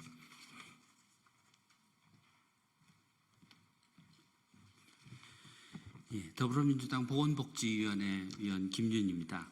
저는 이번 국감에서 을지로위원회 5대 민생과제 중에 온열질환 문제와 국민연금의 ESG 투자 문제를 지적하였습니다. 정부는 온열질환자 수를 3,700여 명으로 파악하고 있는데 실제 건강보험 통계를 보니 온열질환자 수가 그의 6배에 달하는 2만 명이 넘는 것으로 조사되었고 사망자 수는 정부가 34명이라고 이야기를 하고 있는데 외국의 사례를 보면 아마 수십 배에서 많게는 100배에 달하는 사망자가 발생할 것으로 추정됩니다. 그래서 정부가 온열질환 문제에 대해서 정확한 실태를 파악하고 국민들을 온열질환 피해로부터 예방하기 위한 조치를 관계부처 고용노동부, 농림축산식품부와 협력하여 대책을 마련할 것을 촉구하였습니다. 국민연금공단에 대해서는 2019년 공단이 ESG 책임 투자를 하겠다고 약속해놓고 여전히 대기오염, 폐수 배출 등의 법령을 위반한 기업에 투자를 하고 있는 문제를 지적하였고 국민연금이 ESG 평가 등급별로 어느 정도 숫자의 기업에 어느 정도의 금액을 투자해서 어떤 수익률을 내고 있는지를 밝히도록 요구하였습니다. 이상의 국감 사항을 근거로 해서 온열질환을 예방하고 연금이 책임 투자를 할 수 있도록 앞으로도 계속 노력해 나가겠습니다. 감사합니다. 예, 산중이 소속 청주청원구 국회의원 송재봉입니다. 저는 이번 국감에서 자영업 부채 문제 해결을 중심으로 진행을 했었고요. 지금 자영업 대출 잔액이 1,060조 원으로 사상 최대치를 기록하고 있고 또 1인당 대출 잔액도 3억 4천만 원에 달해서 자영업자들이 스스로의 문제를 해결하기에 벅찬 그런 상황입니다. 또한 저소득 저신용 취약 자영업자 연체율이 2분기 연속 10%를 상회하는 등 자영업 부채 문제가 매우 심각하고 또 이로 인해서 자영업자들의 파산이 급증하고 있습니다. 그래서 통계 작성위에 최초로 자영업자 비중이 20% 이하로 내려와서 현재 19.7%를 기록하고 있다. 이래서 준비 안 된 갑작스러운 강제적인 구조조정이 이루어지고 있기 때문에 이것이 굉장히 심각한 우리 국가적인 재난이 되고 있다, 이렇게 보고 있어서 이 문제 해결을 위해서 좀 집중했고요. 특히 이 과정에서 국정감사에서는 농업인과 그 자영업자에 대한 추심 고통을 가중시키고 있는 농림수산신용보증기금의 연대보증제도 폐지를 강하게 요구했습니다. 또한 TF 사태 피해 업자들이 재기할 수 있도록 맞춤형 지원을 해야 된다, 이렇게 요구를 해서 소상공인진흥공단의 정책자금 대출 한도를 기존 1억 5천만 원에서 5억 원으로 상향하고 부채 비율 등 대출 심사 기준을 완화해서 추가적으로 그 대출 지원을 받을 수 있는 그런 길을 열렸다. 이런 면에서는 좀 의미 있는 성과였다, 이렇게 생각을 하고 있습니다.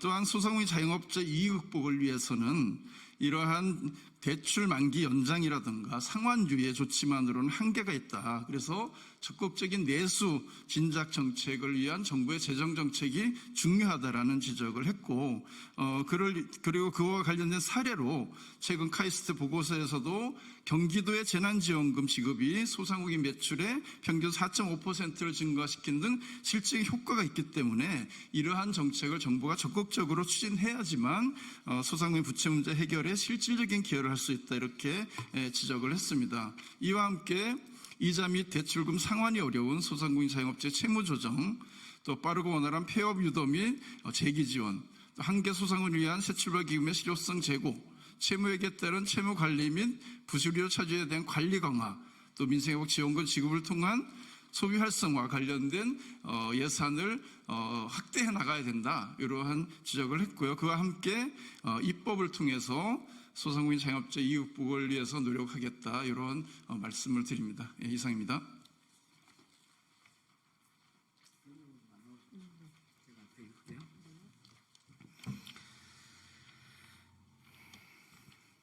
네, 기자회견문 낭독하겠습니다. 5대 민생과제 해결을 위한 국정감사를 마치고 보고드립니다. 22대 국회의 첫 국정감사가 마무리 단계입니다. 정부 여당은 대통령과 배우자의 방탄에만 몰두할 뿐 민생에 도무지 관심을 두고 있지 않습니다. 법인세 인하 등 부자 감세와 경제정책의 실패로 두 해 연속 역대급의 세수 결손을 불러오고도 반성도 개선도 하지 않고 있습니다. 윤석열 대통령은 지난 10월 29일 의료개혁, 연금개혁, 노동개혁, 교육개혁의 4대 개혁 추진이 곧 민생이라며 연내 성과를 낼 것을 요구했습니다. 의정갈등으로 인한 의료 현장의 붕괴를 걱정하는 국민의 우려와 고통에 눈 감고 현장의 목소리를 외면한 채 사회적 갈등만 야기하는 반노동 기조를 바꾸지 않겠다는 엄포를 하면서 민생이라는 단어를 끌어다 쓰고 있을 뿐입니다. 을지로위원회는 이번 국감에서는 을지로위원회가 강조한 5대 민생과제를 통해 정치가 나가야 할 길을 다시금 확인했습니다. 온라인 플랫폼, 과로기후질환사, 불공정 갑질, 전세 사기, 자영업 부채라는 을 지키기 위해 해결해야 할 과제를 통해 고통받는 국민과 함께하며 작은 일이라도 현장에서 꼭 필요한 문제를 해결하는 것이 우리의 소명임을 다시 확인하였습니다.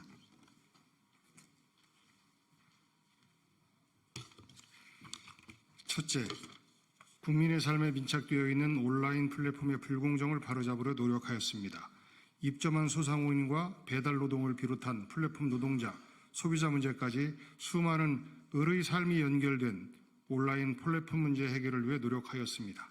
플랫폼사의 일방적 약관 변경, 배민 배달로 유도되는 자사우대, 배민의 약관 위반 부당 수수료를 지적하고 최대우 요구 등 불공정 행위를 질타했습니다. 국정감사를 통해 작지만 변화의 조짐이 보이기 시작했습니다. 플랫폼사와 정부는 최대우 요구 개선, 택배 서비스 기준 요건 완화, 배달앱 수수료 인하 및 우대 수수료율 적용 구간 확대, 언론인 노조 상대 소송 취하 등 절실한 의뢰 요구를 인정하고 변화를 시작했습니다. 변화가 실현될 때까지 끝까지 노력하겠습니다. 쿠팡의 플랫폼 노동자에 대한 원청으로서 처우 개선, 사회보장제도의 문제 또한 지적했습니다. 수수료 인하와 영세사업자 우대 수수료 적용 확대, 배달기사 최저 운송요금 제도 도입, 클렌징 제도의 전면 폐지, 정산기간을 10일 이내로 단축하고 아이템 인허 정책 중단 등 온라인 플랫폼 불공정 개선을 위해 계속 노력하겠습니다. 둘째, 기후위기와 과도한 노동 강도로 인해 많은 노동자와 농어민들이 과로와 기후질환에 심각한 위험에 처해 있는 현실입니다. 이번 국정감사에서 질병관리청의 온열질환 과소평가를 강력히 지적하며 고용노동부와 농림축산식품부 등 유관부처와의 협력을 통해 실효성 있는 온열질환 예방책 마련을 촉구했습니다. 정부는 올해 온열질환 수가 전년 대비 31.4% 증가해서 총 3,704명이라고 발표했습니다. 그러나 건강보험 통계에 따르면 온열질환 진료 환자가 2만 1,000명으로 정부가 발표한 온열질환자의 6배에 달하는 규모입니다. 질병관리청의 감시체계가 실태를 충분히 반영하지 못하고 있음을 지적했습니다. 특히 농촌, 어촌에서 작업 중 발생하는 온열질환 문제와 관련해 외국 사례처럼 외국인 근로자들이 이해할 수 있는 언어로 된 온열질환 예방 가이드북 제작이 필요합니다. 또한 플랫폼 노동자에게 고강도 노동을 강제하는 알고리즘 공개와 웹툰 작가 등 마감 노동자의 적정 노동시간 가이드라인 마련도 요구했습니다. 기후변화와 과도한 노동이 결합하여 발생하는 과로와 기후질환의 문제는 우리 사회가 직면한 중대한 보건 문제입니다. 이에 따라 많은 노동자와 농어업인들이 위험에 처해 있는 현실을 개선하기 위해서는 상병수당 확대와 같은 제도적 장치가 필요합니다. 이는 아프고 힘들 때 쉬고 다시 일할 권리를 보장하는 중요한 첫걸음이 될 것입니다. 앞으로도 국민의 건강과 안전을 지키기 위해 과로와 기후질환 문제 해결을 위한 정부의 역할을 점검하고 관련 법과 제도를 강화하는 데 최선을 다하겠습니다. 셋째, 가맹점 불공정 거래와 대기업의 중소기업 기술 탈취 등 불공정 갑질을 바로잡는 국정감사를 하였습니다. 국감기간 신한카드의 핀테크 기업 기술 탈취 해결을 위한 상생협약을 했습니다. LG유플러스의 왓챠 기술 탈취 문제를 지적하였습니다. CJ 올리브영과 협력사의 상생협력도 추진했습니다. 국내 치킨의 일방적인 변동가격제의 문제점, 만쿠라, 만보당 등 백화점 등 특수상권에서 가맹점임에도 직영점 형태로 입점해 보호받지 못하는 가짜 직영점을 지적하고 대책을 촉구했습니다. 더본코리아의 연돈 볼카치 등 가맹 희망자에게 허위 가장 매출 정보를 제공하는 가맹사업의 문제를 지적했습니다. 기술 탈취와 불공정 해소를 위한 특허청, 중기부, 공정위 등 정부의 노력을 요구했습니다. 또 다른 수급 불안과 가격 변동성으로 생산자와 소비자 모두 고통받지만 오직 농산물 도매시장 도매법인만이 농산물 가격에 비례한 수수료 수치로 이익을 독식하는 문제를 지적했습니다. 공유미용실을 통한 골목상권 침탈 우려 등을 해소할 것을 요구하기도 하였습니다. 우리 사회에 대중소 상생을 침해하는 사례도 여전합니다. 기업은 물론이고 정부의 갑질도 지적했습니다. 일회용컵 라벨지 생산 피해 업체 등은 정부가 일회용컵 보증금제 전면 시행을 철회하면서 조폐공사는 계약서상에 라벨지 발주도 하지 않았고 이로 인한 업체들의 피해 금액은 75억에 달합니다. 을지로위원회의 주특기인 만큼 정부의 적극적 역할을 이끌어내고 사례별 중재와 해결을 통해 을들의 눈물을 닦고 관련 입법을 서두르겠습니다. 스타트업의 혁신 기술을 개발 의지가 꺾이지 않도록 기술 탈취 문제를 극복할 입법도 서두르겠습니다. 순천광양 곡성 구례을 권양엽입니다. 넷째, 전세 사기 피해자 지원의 현실화 방안 마련과 피해자의 소통을 강화하기 위해 노력하겠습니다. 피해 지원의 사각지대를 발굴하고 관리할 것을 요구했고 피해자 단체의 우려를 전달했으며 피해 예방을 위한 시스템의 한 단계 업그레이드를 제안했습니다. 그러나 피해자 지원의 사각지대는 여전히 남아 있습니다. 국감은 끝났지만 임대인과 임대사업자에 대한 정부와 지자체의 관리 감독 강화, 피해주택에 대한 지자체의 관리 및 하자 보수 지원 등 피해자 지원 강화, 주택 임대차 시장의 투명성 강화를 위한 제도 개선 등 전세 사기와 깡통 전세를 예방하기 위한 필요한 예산 확보와 입법을 통해 개선 방안을 마련하겠습니다. 다섯째, 자영업자의 대출 잔액은 1,060조 원으로 사상 최대치를 경신하였고 1인당 대출 잔액은 3억 4천만 원에 달합니다.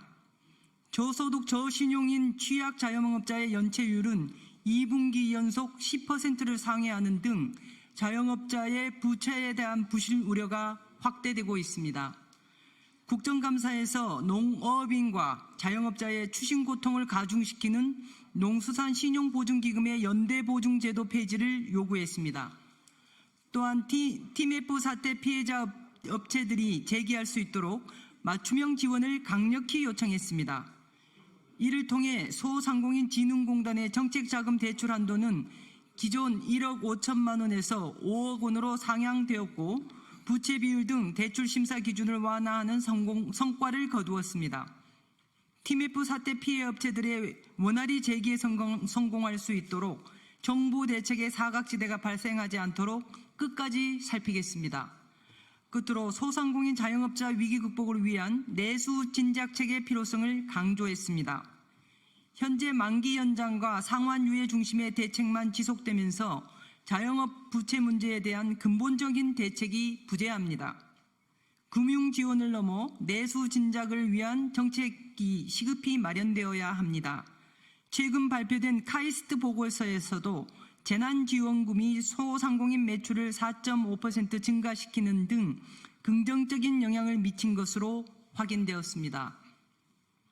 따라서 이번 국정감사에서 민생회복지원금을 포함한 실효성 있는 내수 진작책이 소상공인 자영업자 종합대책에 포함될 수 있도록 적극 촉구하였습니다.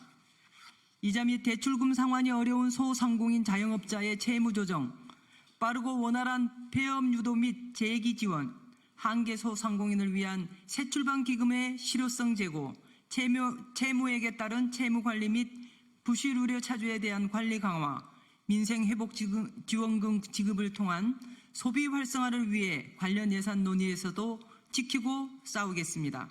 입법으로 소상공인 자영업자의 위기 극복을 돕겠습니다. 서영석 의원입니다. 더불어민주당 을지로위원회가 국민 여러분께 약속드립니다. 윤석열 정부의 무책임과 무도함이 국민의 고통을 가중시키고 대통령 배우자를 지키기 위해 정치를 실종시켜 약자의 어려움을 더 키우고 있습니다.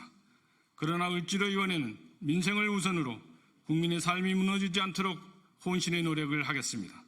남은 정기국회에서 민생을 최우선으로 예산과 입법 논의를 하겠습니다.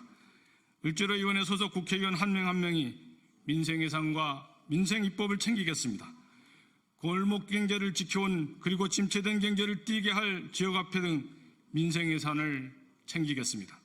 동시에 특권층의 쌈짓돈으로 드러난 검찰 등 권력기관의 특수활동비를 깎고 지난해 대폭 깎였던 R&D 예산 등 엉뚱하게 쓰이는 것은 아닌지 잘 살펴 진짜 민생 예산이 될 수 있게 하겠습니다. 공용이 되어버린 온라인 플랫폼의 갑질을 막아낼 온라인 플랫폼법, 납품단가 연동제를 실제화시킬 하도급법, 무보험 라이더 문제 해결을 위한 생활물류법, 스스로가 갑으로부터 자신을 지킬 수 있는 협상력을 부여할 가맹사업법, 중소기업 협동조합법, 대리점법, 대중소기업 상생협력 촉진법 등 절실한 민생의 입법 과제를 반드시 해결해 나가겠습니다. 국정감사가 끝났지만 제22대 국회의 첫 해는 아직 끝나지 않았습니다. 을지로위원회는 을을 살리기 위해 더 열심히, 더 절실히 뛰겠습니다. 2024년 10월 31일 더불어민주당 을을 지키는 민생실천위원회 국회의원 1동.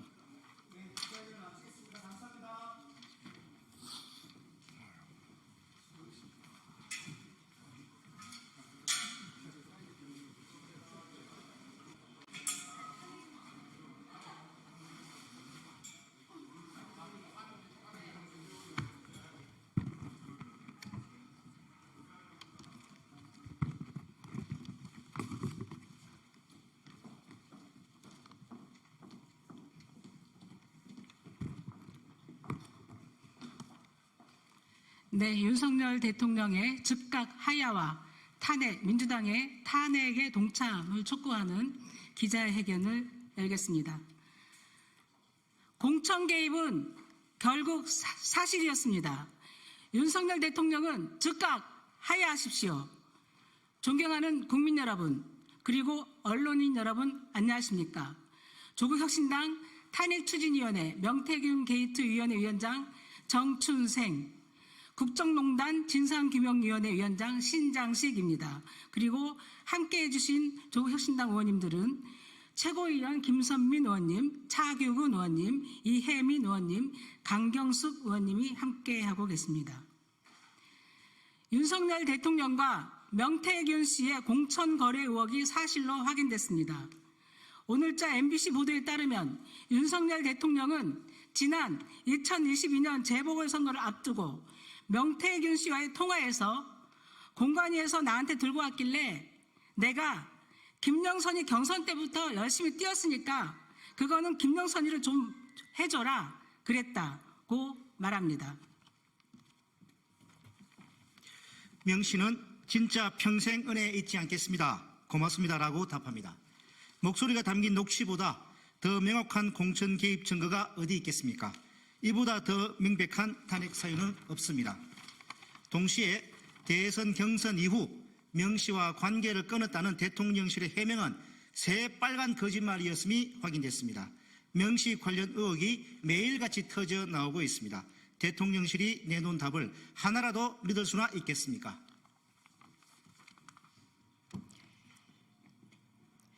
앞서 윤석열, 김건희 부부는 대선을 앞두고 명 씨를 통해 총 81차례의 여론조사를 진행했고 그 비용은 3억 7천만 원에 달합니다. 그리고 대통령 부부는 비용을 직접 지불하는 대신 김영선 전 의원에게 공천을 선물했습니다. 녹취에 등장하는 김 전 의원은 2022년 재보궐선거에서 경남 창원 의창에 공천됐고 당선 후에는 명 씨에게 매달 세비의 절반을 상납합니다. 공천을 대가로 개인 채무 3억 7천만 원을 면제받은 것은 특가법상 명백한 뇌물죄에 해당합니다. 무기징역 또는 10년 이상의 징역형에 처할 수 있는 중대 범죄입니다. 이것으로는 대통령 부부의 빚 청산을 끝내지 못한 것인지 명 씨는 본격적으로 비선 실세 노릇을 시작합니다.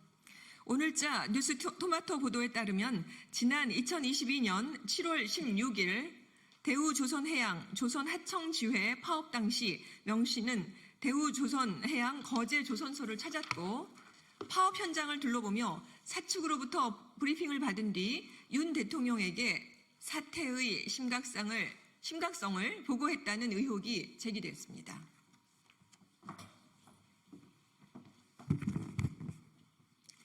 그리고 이틀 뒤인 2022년 7월 18일 윤 대통령은 대우조선 해양 파업에 대해 강경 대응 입장을 내놨습니다.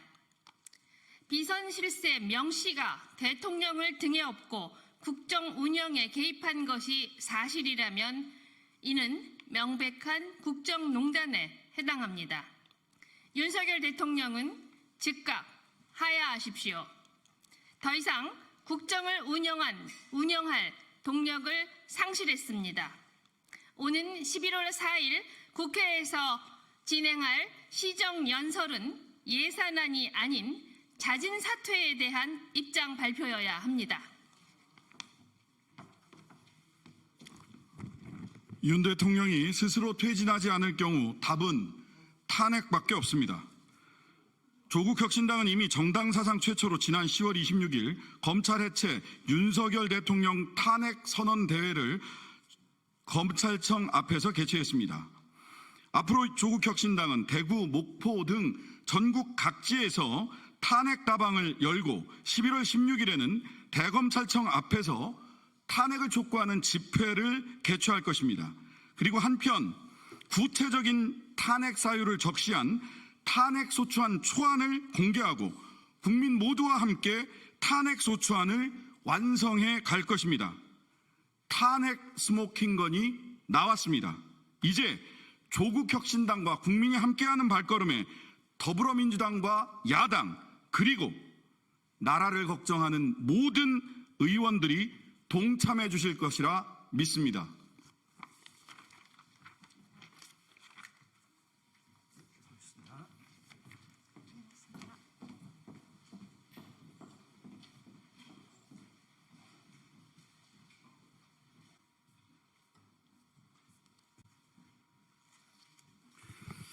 예, 국민의힘 정책의장 김상훈입니다. 예산안 본회의 단독 부의제도 폐지를 위한 민주당의 국회법 단독 강행 처리 관련 입장입니다.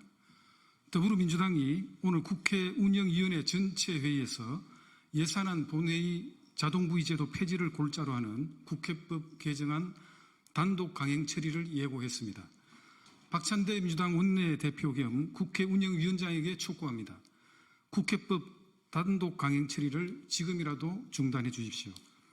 예산안 자동부의제도는 위헌적이고 상습적인 예산안 처리 지연을 막기 위해서 여야 합의로 지난 2012년에 입법한 국회 선진화법의 핵심 내용입니다.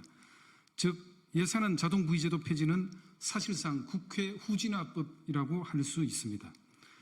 더불어민주당이 추진하고 있는 예산안 자동부의제도 폐지는 사실상 헌법상의 예산안 처리 시한인 회계연도 개시 30일 전까지 예산안 처리를 불가능하게 하는 위헌적 법안입니다. 민주당의 이러한 위헌적 의도대로 예산안 자동부의제도가 폐지된다면 예산안 처리가 헌법 시한을 넘겨 연말 또는 그 이후까지 지연될 것이고 민주당은 예산안 처리 지연을 무기로 막대한 포퓰리즘성 현금 살포 예산을 끼워 넣을 가능성이 농후합니다. 아울러 민주당은 예산안 자동부의 제도를 폐지하면서 본회의 자동부의 대상의 세입 예산안 부수 법안을 제외하는 내용도 포함시켰는데 민주당의 이런 시도는 헌법상 조세법률주의를 정면으로 역행하는 위헌적 행태입니다. 나아가 민주당의 위헌 예산안 자동부의제도 폐지는 중앙정부의 정상적인 예산 집행 지침 준비를 방해할 뿐만 아니라 광역기초의회의 지방예산 심사 기간까지 축소시켜 결국 정상적으로 새 예산이 집행되지 못하는 등 그 피해는 고스란히 국민 여러분께 전가될 것입니다. 이처럼 민주당의 예산안 자동부의제도 폐지 등 위헌적 행태는 국회 후진화법이자 국가 예산 마비 시도이고 사실상 신종 이재명 예산 방탄이라고도 할 수 있을 것입니다. 국민의힘은 예산안 자동부의제도 폐지 등 신종 이재명 예산 방탄 행태에 대해 헌법과 국회법 절차에 따라 반드시 저지할 것입니다. 이상입니다.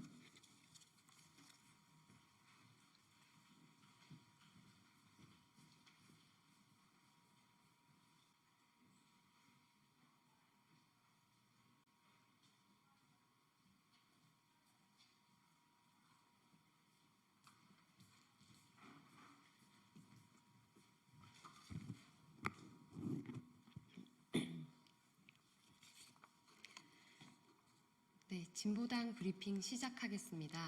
부대변인 이미선입니다. 대북 전단 살포 무산, 정말 다행입니다. 전쟁 촉발 중단하십시오.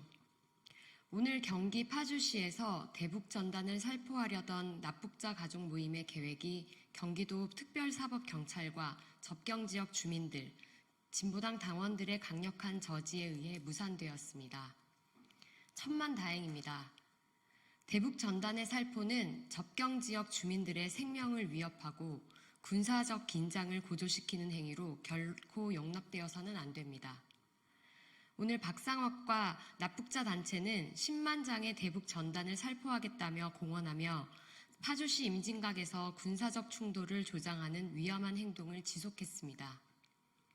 이들은 드론을 사용하여 퍼포먼스를 진행하며 접경지역 주민들의 안전에 실질적인 위협을 가하기도 했습니다. 무인기 문제로 남북 관계가 크게 경색되고 있는 현재 접경지역에서 말입니다. 이렇게 한반도의 전쟁을 조장하는 위험한 이들을 강력하게 제지하지 않고 불법을 용인하고 있는 이유가 무엇입니까? 이들의 표현의 자유를 운운하며 국민들의 안전을 위협해도 된다는 말입니까? 특히 대북전단 살포는 국가 안보와 국민 안전에 직결된 중요한 문제입니다.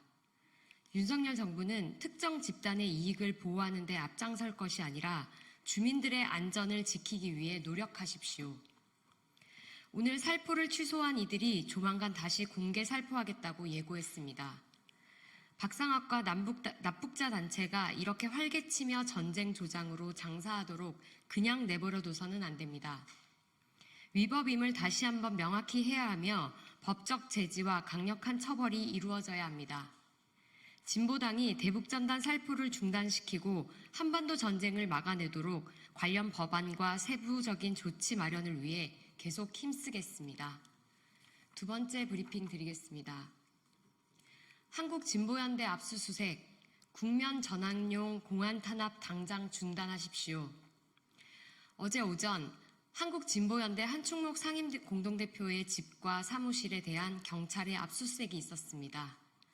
수십 명의 경찰이 동원되어 사무실이 봉쇄되고 먼지 털듯 조사하는 행위는 시민사회를 위축시키려는 정권의 반민주적인 수작이었습니다. 이번 압수수색의 이유는 과거 남북교류식이 발간된 책이라고 합니다. 당시에는 합법적이었던 것이 왜 지금은 불법인지 납득할 수 없습니다. 그때와 지금의 차이는 윤석열 대통령으로 대통령이 바뀌었고 국정농단으로 국정이 어지럽다는 것, 민생은 돌보지 않아 경제가 파탄나고 있으며 남북관계는 경색되어 전쟁 위기 국면이라는 것입니다. 그 국정 위기를 타개하고자 정권은 다시 국가보안법이라는 악법으로 정치적 반대 세력을 억압하려고 합니다. 너무나도 뻔한 수법입니다. 지난 2008년 광우병 쇠고기 수입 반대로 국민적 요구가 거세던 당시 이명박 정권은 한국진보연대를 압수수색했습니다. 2010년 민주노동당 지방선거 승리 직후 새로운 세력이 등장하자 한국진보연대를 압수수색했습니다. 이렇게 정권의 위협적인 세력이 등장하면 국가 안보를 앞세워 먼지털이식 압수수색을 했던 일이 어디 하루 이틀 일입니까? 국민들은 이제 압수수색과 같은 공안 탄압이 정권의 위기를 탈출할 수 있는 수단이 아니라는 것을 분명히 알고 있습니다. 오히려 국민의 저항을 부를 뿐입니다. 윤석열 정권과 경찰에게 강력히 규탄합니다. 국면 전환을 위한 공안 탄압을 즉각 중단하십시오. 우리는 반민주, 반인권, 반민생 윤석열 정권과의 싸움을 결코 멈추지 않을 것입니다. 이상 브리핑 마치겠습니다. 고맙습니다.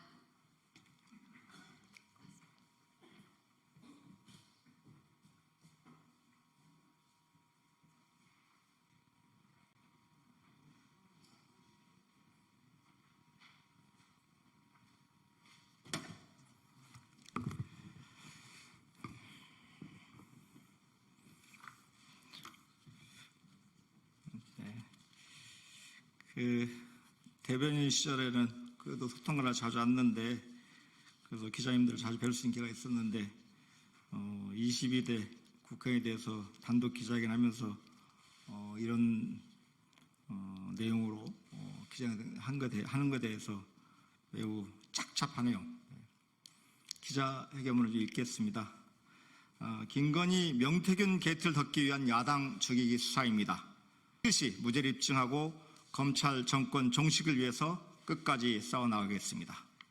더불어민주당 신영대 의원입니다. 검찰이 저를 상대로 구속영장을 청구했습니다.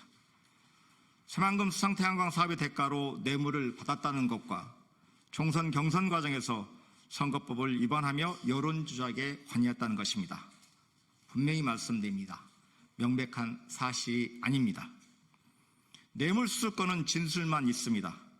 뇌물 사건에 은밀하다는 특성이 있는데 구속된 피의자의 진술을 100% 신뢰할 수 없는데도 불구하고 압박된 진술만으로 결론을 내는 것은 이것은 이치에 맞지 않습니다. 게다가 뇌물을 주면 제가 다 받아야 되는 거지 왜 일부를 남에게 나눠주라고 했겠습니까? 불가능하고 비상식적인 내용을 가지고 검찰은 1억 원 뇌물을 받은 현금을 받은 관계자를 구속시켜 압박하고 수차례 진술보복을 통해 받아낸 진술만을 인정하고 있습니다. 공직선거법의 경우 30여 군데 압수수색과 저희 주변인들에 대한 20여 명의 소환조사에도 증거는 고사하고 진술조차 없었습니다. 선거에서 저를 도와주다가 고초를 겪고 있어 마음이 무겁긴 합니다. 그러나 경선 과정에서 벌어진 일탈에 대해서는 그 관계자에 대해서 유감스럽고 안타깝습니다. 그러나 진술도 없는 상황에서 어떻게든 저를 잡겠다고 하니 아무리 검찰이 막장이라고 해도 이럴 수는 없습니다. 지난 총선을 앞두고 현역 의원이자 지역위원장으로 지역에서 탄탄한 조직관리와 당원 배가 운동을 수년째 해왔고 심지어 지난 21대 총선에서 당선이 처음 되었을 뿐이지 10여 년째 지역을 위해 일할 기회를 받고자 출마를 위해 노력해왔습니다. 기재위 국정감사가 끝난 바로 다음 날인 어제 그리고 지난 8월 20일 검찰에 출석했습니다. 어제는 약 2시간가량 조사를 받았습니다. 그리고 오늘 구속영장이 청구됐습니다. 조서 잉크가 마르기도 전입니다. 이미 답은 정해져 있었던 것입니다. 이제 남은 건 검찰의 답정 기소입니다. 왜 그럴까 생각해 봤습니다. 모든 행동에는 이유가 있습니다. 이처럼 비상식적인 검찰의 행태는 김건희, 명태균 게이트를 감추기 위한 국면 전환용 표적수사에 불과합니다. 본인들의 무능과 불법을 덮기 위한 야당 죽이기입니다. 북부지검 재정범죄합수단은 문재인 정부의 태양광 수사를 1호 사건으로 내세우며 출범한 조직입니다. 3년이 가까워지도록 재생에너지를 죄악시하며 민주당 죽이기 수사를 했으나 뚜렷한 성과가 없었습니다. 지난 5월 북부지검이 제 군산 지역구 사무실을 압수수색할 당시 영장에는 제 피의 사실이 적혀있지 않았고 압수 대상도 사무실 PC에 불과했습니다. 그런데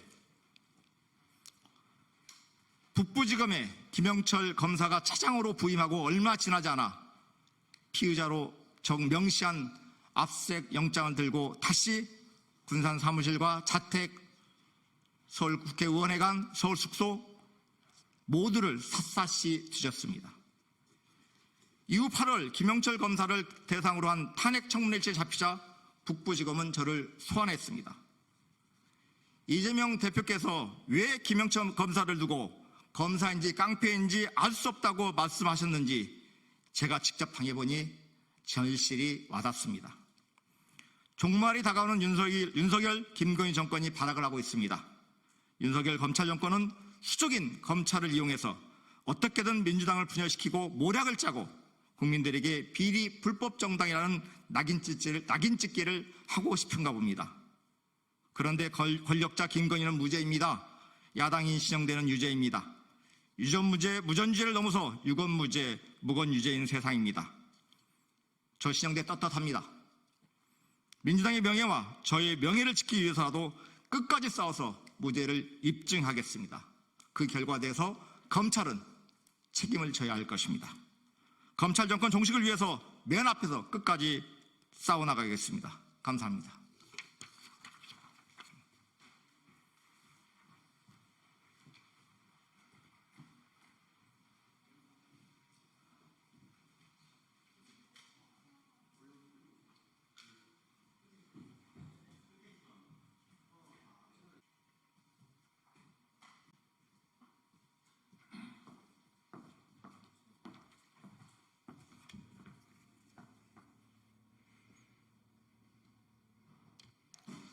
예, 더불어민주당 수석대변인 조승래 의원입니다.